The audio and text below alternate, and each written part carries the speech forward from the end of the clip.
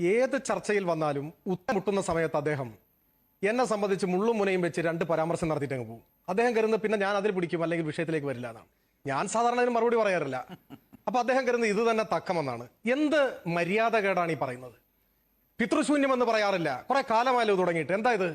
ഞാൻ ഇന്ന് അതങ്ങ് പറയാൻ കരുതിയിരിക്കുകയാണ്. 15 കൊല്ലം മുമ്പ് ഞാൻ നടത്തിയ ഒരു പ്രസംഗത്തിലെ വാചകമാണ്. അത് വെച്ച് ദുർവ്യാഖ്യാനം ചെയ്ത് പത്രക്കാരെ വിളിച്ചു എന്നാണ് ഞാൻ പറഞ്ഞെന്താ പിതൃശൂന്യ വാർത്ത. അത് ഞാൻ പറഞ്ഞതാണ്. അതിന്റെ പേരിൽ എന്ത് ശിക്ഷയും സ്വീകരിക്കാം. അതിലെവിടെയാണ് അസഭ്യം, എവിടെയാണ് ഭാഷാപരമായ പ്രശ്നം? ഞാൻ ഒരു കാര്യം ഓർമ്മിപ്പിക്കുന്നു. 2006 ആഗസ്റ്റ് മാസം 9-ാം തീയതി മലയാള മനോരമ ദിനപത്രത്തിൽ ഈ വിവാദം കത്തി നിൽക്കുന്ന സമയത്ത് മലയാളത്തിൽ നിന്ന് ജീവിച്ചിരിക്കുന്നവരിൽ പ്രഥമഗണനീയനായ ഭാഷാ പണ്ഡിതൻ VR പ്രബോധചന്ദ്രൻ നായർ ഒരു കുറിപ്പെഴുതി. അതിലെ ഒരു വാചകം ഇങ്ങനെയാണ്: സന്ദർഭം നോക്കാതെ വാക്കിന് അർത്ഥം സൃഷ്ടിക്കാൻ തുടങ്ങിയാൽ അനർത്ഥ ഗർത്തത്തിൽ ചെന്ന് ചാടും. സന്ദർഭത്തിലെ ധർമ്മമാണ് വാക്കിന്റെ അർത്ഥം. ഇത് ഭാഷാശാസ്ത്രത്തിലെ ഒരു അടിസ്ഥാന തത്വം. ഉറവിടം വെളിപ്പെടുത്താതെ പ്രസിദ്ധീകരിക്കുന്ന വാർത്തയെ പിതൃശൂന്യം എന്ന് വിശേഷിപ്പിക്കുന്നതിൽ അപലപിക്കാൻ ഒന്നുമില്ല. അഭിനന്ദനീയമായ അർത്ഥതലങ്ങൾ ഏറെയുണ്ടുതാനും. ഇത് പറഞ്ഞത് ഡോക്ടർ VR പ്രബോധചന്ദ്രൻ നായരാണ്. അദ്ദേഹത്തെക്കാൾ വലിയ ഭാഷാ പണ്ഡിതനാണ് ഈ ഇരിക്കുന്നത്. ഞാൻ അറിഞ്ഞില്ല, ഞാൻ നമസ്കരിക്കുന്നു. ഇതല്ലാതെ ഏതെങ്കിലും ഒരു വ്യക്തിക്കെതിരെ ഈ വാക്ക് ഞാൻ ഉപയോഗിച്ചിട്ടുണ്ടോ? വാർത്തയാണ് പറഞ്ഞത്. അങ്ങയെപ്പോലും ഞാൻ ഈ വാക്ക് ഉപയോഗിക്കില്ല, ആരെയും ഉപയോഗിക്കില്ല. എന്നിട്ട് ഇടയ്ക്കിടയ്ക്ക് ഇങ്ങനെ പുട്ടു തേങ്ങിയിട്ട് ഒരു പുകമറ സൃഷ്ടിക്കുന്നു. ആരുടെയോ നാവ് വെട്ടിയെടുത്ത് പട്ടിക്കിട്ട് കൊടുക്കണം ഞാൻ പറഞ്ഞത്രേ. അങ്ങനെ ഞാൻ പറഞ്ഞതായിട്ടുള്ള ഒരു വീഡിയോ ക്ലിപ്പും കാണിക്ക്. അന്ന് അവസാനിപ്പിക്കും പൊതുപ്രവർത്തനം. ഈ പച്ചക്കള്ളം പ്രചരിപ്പിക്കുന്ന നിങ്ങളെപ്പോലുള്ള ചിലർക്കെതിരെ എറണാകുളം കോടതിയിൽ ഞാൻ കേസ് കൊടുത്തിട്ടുണ്ട്. ആ കേസ് നടക്കുകയാണ് ഇപ്പോൾ. നിങ്ങൾക്ക് അത്ര ഉറപ്പാണെങ്കിൽ ആ കേസിൽ കക്ഷി ചേര്. എന്നിട്ട് നമുക്ക് ആ കേസിന്റെ തീർപ്പിലേക്ക് എത്താം. എന്നിട്ട് അങ്ങ് പറയുന്നതാണോ ഞാൻ പറയുന്നതാണോ ശരിയെന്ന് പരിശോധിക്കാം. അതല്ലാതെ ഒരു ചർച്ചയിൽ രാഷ്ട്രീയമായ ചർച്ചയോ സംവാദവും നടക്കുമ്പോൾ അതിനിടയിൽ വന്നിട്ട് ഈ മാതിരി നിലവാരമില്ലാത്ത അന്തസ്സില്ലാത്ത വർത്തമാനം ഇനി പറയരുത്. അത് മര്യാദകേടാണ്. ഇനി പറഞ്ഞ മറ്റു കാര്യങ്ങളിലേക്ക് വരാം. മുഴുവൻ പച്ചക്കള്ളമാണ് അദ്ദേഹം ഇവിടെ പറഞ്ഞിട്ടുള്ളത്. പാലക്കാട് ശബരിമല പോയിട്ട് ആളെ പുറത്താക്കി പോലും. വരുമ്പോ ഒക്കെ ഒന്ന് ശരിയായിട്ട് നോക്കി വാ. അതൊരു തെറ്റായ വാർത്തയായിരുന്നു. ആ വാർത്ത പാലക്കാടും അല്ല, തിരുവനന്തപുരം വെള്ളറടയിലാണ്. അത് വ്യാജ വാർത്തയാണ്. പരാമർശിക്കപ്പെട്ട ആളെ പുറത്താക്കിയിട്ടുള്ള ആള് പാർട്ടി ലോക്കൽ കമ്മിറ്റി മെമ്പറാണ്. CPM നേതാക്കന്മാരുടെ മക്കളുടെ സ്വത്ത് നിങ്ങളുടെ നേതാക്കന്മാരുടെ തന്നെ സ്വത്തൊന്നും എടുക്ക്. ഞാൻ ഒരു ലിമിറ്റ് പാലിക്കുന്നത് കൊണ്ട് പേര് പറയുന്നില്ല. കേരളത്തിലെ പലതും ചർച്ച ചെയ്തിട്ടുണ്ട്. കുമിഞ്ഞും കൂടിയ സ്വത്ത് കണ്ണടച്ച് തുറക്കുന്ന വേഗതയിൽ ഒന്ന് പരിശോധിക്കുമോ നിങ്ങൾ? എന്നിട്ട് നിങ്ങളുടെ കയ്യിലുള്ള ED അല്ല ഇപ്പൊ പരിശോധിക്കുന്നത്. നിങ്ങൾക്ക് ഇഷ്ടമില്ലാത്തവരെല്ലാം പരിശോധിപ്പിച്ചാൽ പോരെ? പരിശോധിക്കേണ്ട ഞങ്ങൾ ആരെങ്കിലും പറഞ്ഞു? കോർപ്പറേറ്റ് കമ്പനികളിൽ ജോലി ചെയ്യുന്നു. വിവരോ വിദ്യാഭ്യാസവും ഡിഗ്രി ബിരുദാനന്തര ബിരുദമുള്ളവർക്ക് കോർപ്പറേറ്റ് കമ്പനിയിലൊക്കെ ജോലി കിട്ടും.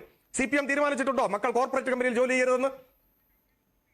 കഴിഞ്ഞ ദിവസം ഞാനൊരു ബസ്സിൽ കയറി നോക്കിയപ്പോ ടാറ്റയുടെ ബസ്സാണ്. കയറാൻ പറ്റുമോ? കുത്തക മുതലാളിയുടെ ബസ്. CPM ബ്രാഞ്ച് ബസ് ഉണ്ടാക്കിയിട്ട് ഞാൻ കയറാൻ നിൽക്കാം?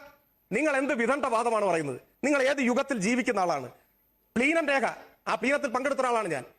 നിങ്ങൾക്ക് ഈ പ്ലീനം രേഖ എന്ന് പറഞ്ഞിട്ട് മാധ്യമങ്ങളിൽ കൂടി കിട്ടുന്ന വിവരമല്ലേ? അതൊക്കെ കയ്യിലിരിക്കട്ടെ, സ്വയം വായിച്ചു പഠിച്ചോ. ഞങ്ങളുടെ പ്ലീനമല്ല നിങ്ങൾ വായിച്ച പ്ലീനം. മനസ്സിലായിട്ടില്ലേ? 16,000 കോടി രൂപയുടെ വർധനവ്, വരുമാന വർധനവ് ഉണ്ടായതാണ് ചോദ്യം ചെയ്തത്. അതിനെ ന്യായീകരിക്കാനാണല്ലോ കാടടച്ച് വെടിവെച്ച് എല്ലാ നേതാക്കന്മാരുടെയും പേര് പറഞ്ഞ് ആക്ഷേപിച്ച്. ഞാൻ ഇപ്പോഴും നിങ്ങളുടെ ഒരു നേതാവിന്റെ കേരളത്തിൽ പേര് പറയാത്തത് എന്താണ് നിങ്ങൾ ആലോചിച്ചാൽ മതി. ഈ ആരോപണങ്ങൾ ഇങ്ങനെ ഉന്നയിച്ചു പോവുക. ഞാൻ നിങ്ങൾക്കെതിരെ കുറെ ആരോപണങ്ങൾ ഉന്നയിച്ചാലോ, എന്നിട്ട് നിങ്ങളെല്ലാം തെളിയിക്കാൻ പറഞ്ഞാലോ? അതൊന്നും മര്യാദയല്ല, അതൊന്നും മര്യാദയല്ല. ശരി, ഞാൻ അതവിടെ നിർത്തുന്നു. ബഹുമാന്യനായ കോൺഗ്രസ് നേതാവിടെ ചില കാര്യങ്ങൾ പറഞ്ഞു. ഈ ED ആണ് അങ്ങയുടെ സോണിയാഗാന്ധിയെയും മകനെയും രാഹുൽ ഗാന്ധിയെയും പ്രതിയാക്കിയത്.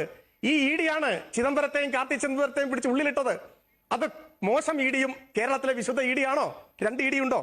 പിന്നെ ഞാൻ പറഞ്ഞു ഞാൻ മഹാത്മാഗാന്ധി ആദരവോടെയാണ് പറഞ്ഞത്. ഹരിലാൽ ഗാന്ധിയുടെ പേരിലല്ല അദ്ദേഹത്തെ വിലയിരുത്തേണ്ടത് എന്നാണ് പറഞ്ഞത്. ഞാൻ പറഞ്ഞത് പിശകുണ്ടെങ്കിൽ അങ്ങ് പറഞ്ഞോളൂ.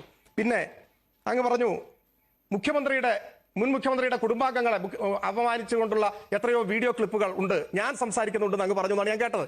ഞാൻ വീണ്ടും അങ്ങോട്ട് പറയുന്നു, അങ്ങനെ കയ്യിലുള്ള വീഡിയോ ക്ലിപ്പുകൾ അങ്ങ് കാണിക്കണം. ഞാൻ ഉമ്മൻചാണ്ടിയുടെ കുടുംബാംഗങ്ങളെ കുറിച്ച് മോശമായ എന്തെങ്കിലും പരാമർശം നടത്തുന്ന വീഡിയോ ക്ലിപ്പ് അങ്ങയുടെ കയ്യിലുള്ള അങ്ങ് പ്രദർശിപ്പിക്കണം. ഈ അവതാരകനെ കൊടുത്താലും മതി. മറിച്ച് അങ്ങ് കേരളത്തിൽ ഉടനീളമുള്ള നേതാക്കന്മാരെ കുറിച്ച് അപമാനിക്കുന്ന എത്ര വീഡിയോ ക്ലിപ്പുകൾ ഉണ്ട്? കാലത്ത് ഉമ്മൻചാണ്ടിയുടെ കുടുംബത്തെ അടക്കം CPM എങ്ങനെ വേട്ടയാടിയെന്നല്ലേ അദ്ദേഹം ചോദിച്ചത്? അത് താങ്കൾ പൂർണ്ണമായി നിഷേധിക്കുന്നു? അല്ല, അദ്ദേഹം സ്പെസിഫിക് ആയി പറഞ്ഞ ആരോപണത്തിനാണ് ഞാൻ മറുപടി പറഞ്ഞത്. സ്പെസിഫിക് ആയി അദ്ദേഹം ഞാൻ പ്രസംഗിക്കുന്ന ക്ലിപ്പിനെ കുറിച്ച് പറഞ്ഞു. അതോടൊപ്പം ഞാൻ ചോദിക്കുന്നു, ഈ മക്കളുടെ പേരിൽ ഇങ്ങനെ ആക്ഷേപം ഉന്നയിക്കുന്നു. ബഹുമാന്യനായ കോൺഗ്രസ് നേതാവിന്റെ മകൻ ഫേസ്ബുക്കിൽ പോസ്റ്റിലിട്ട അഭിപ്രായ പ്രകടനങ്ങൾ അങ്ങ് അംഗീകരിക്കുന്നതാണോ? മുസ്ലിം ലീഗിനെ ഉൾപ്പെടെ അദ്ദേഹം പരാമർശിച്ചിട്ടുള്ള കാര്യങ്ങൾ ഞാൻ കരുതുന്നില്ല അങ്ങ് അത് അംഗീകരിക്കുകയോ ഉൾക്കൊള്ളുകയോ പിന്തുണയ്ക്കുകയോ ചെയ്യുമെന്ന്. അപ്പൊ ഇതെല്ലാം നമ്മുടെ മുൻപാകെ ഉണ്ട്. ഞാൻ ഒരു വാചകം കൂടി പറഞ്ഞ് അവസാനിപ്പിക്കുന്നു. ശരി, നിങ്ങൾ ശരി എന്ന് പറഞ്ഞോണ്ട് ആ വാചകം പറയൂ, അതിനത്ര സമയം എടുക്കില്ല.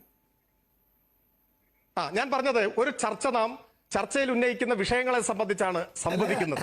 അങ്ങനെ സംവദിക്കുന്ന സമയത്ത് ഇഷ്ടമില്ലാത്ത നേതാക്കന്മാരെ മുഴുവൻ ആക്ഷേപിച്ച് അവരുടെ മക്കളൊക്കെ കോർപ്പറേറ്റ് അങ്ങനെ പോയി ഇങ്ങനെ പോയി എന്നൊക്കെ ശരി, ആ point പറഞ്ഞാൽ വ്യക്തം. ശ്രീ ഗോപാലകൃഷ്ണൻ തിരിച്ചതേ ആദ്യം. നാണയത്തിൽ പറയാൻ എനിക്കുണ്ടാവും.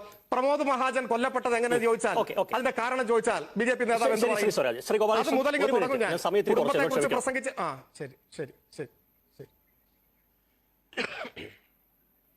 അല്ല, ബിനീഷ് കൊടിയേരിയും ബിനോയ് കൊടിയേരിയും ഏത് സർവകലാശാലയിൽ നിന്ന് ഏതൊക്കെ തരത്തിലുള്ള ഡോക്ടറേറ്റ് ആണ് നേടിയെന്ന് എനിക്കറിയില്ല.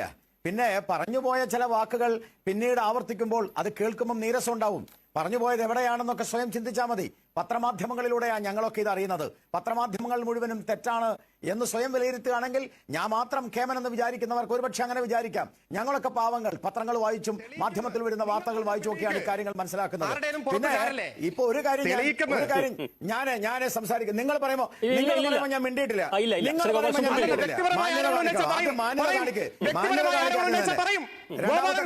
വ്യക്തിപരമായ കാര്യം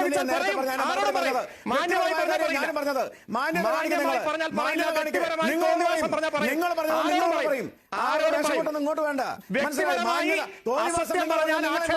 നിങ്ങളെ പറയും ഇവിടെ മാന്യത ചർച്ചയാണെങ്കിൽ മാന്യത കാണിക്കണം. കാണിക്കാൻ പറയണം. നിങ്ങൾ പറഞ്ഞപ്പോൾ ഞാൻ മിണ്ടിയോ? കാര്യം പറഞ്ഞില്ലേ? കാര്യം പറഞ്ഞില്ലേ? നിങ്ങൾ അമിത്ഷാ കാര്യം പറഞ്ഞില്ലേ?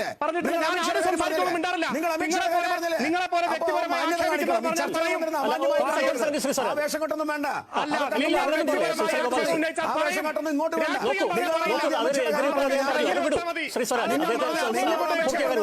ഞാൻ തിരിച്ചു പറയും. അത് കേൾക്കേണ്ടി ഒരു ചർച്ചയിൽ പാലിക്കേണ്ട മര്യാദ